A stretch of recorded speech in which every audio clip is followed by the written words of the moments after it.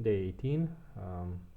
So we are going forward into JavaScript arrays and functions. Some of the things that we covered is for each. I don't even know if it's called a function actually.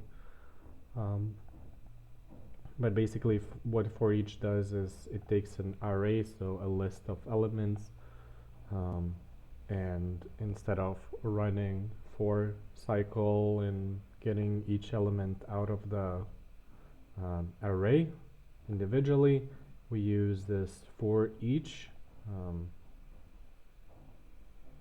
Yeah, I don't know exactly. I don't remember how it's called. But let's say it's not a function.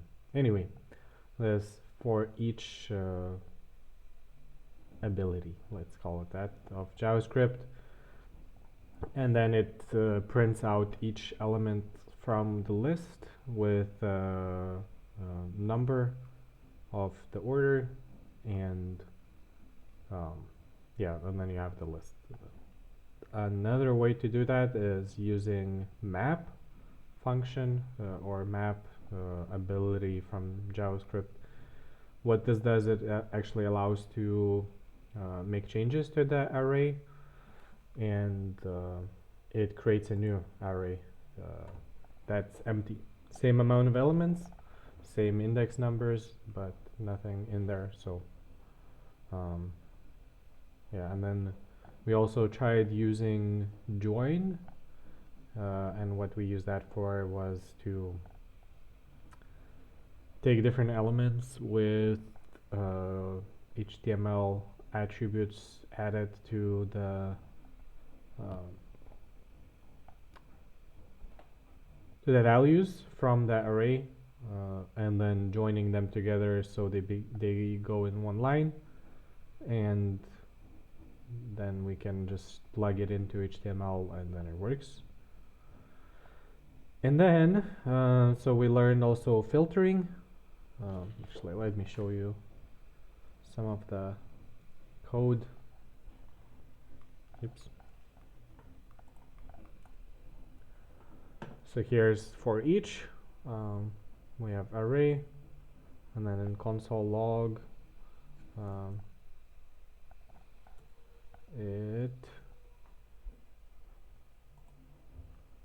so we can add some element, and then map, we can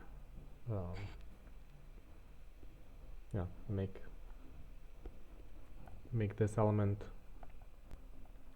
like this, and then finally we join function, we combine it into one HTML and then put it in the file. And then we learn filtering. So filtering is also just we define how to filter it, what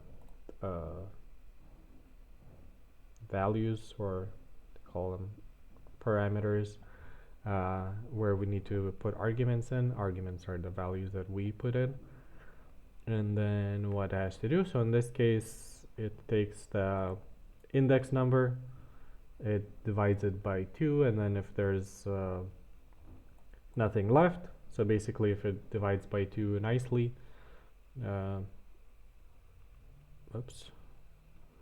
if it divides by 2 nicely, then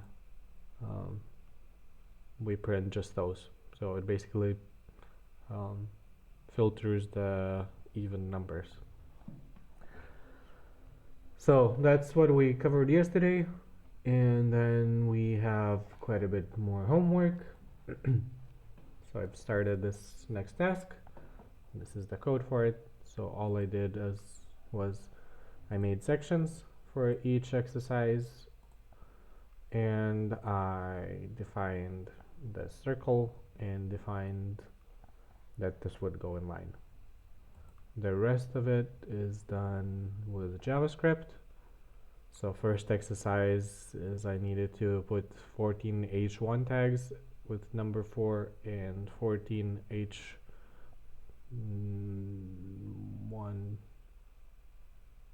Oh, this is actually h4 tags.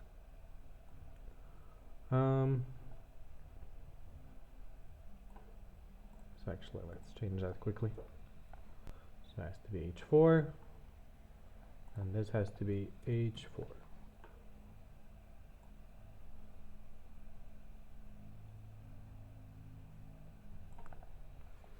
And commit this. Yeah. So they got smaller.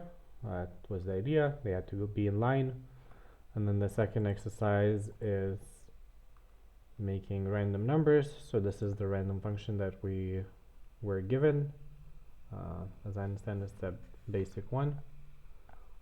And then I'm running the cycle.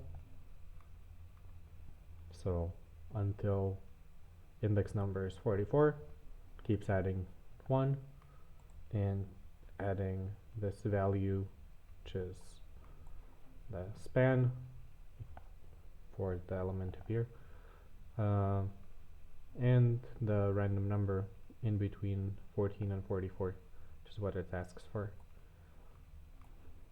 So there we have it, 44 numbers that are randomly generated in a line.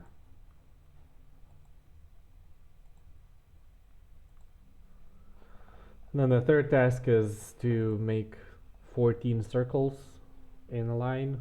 So that's what I just finished doing.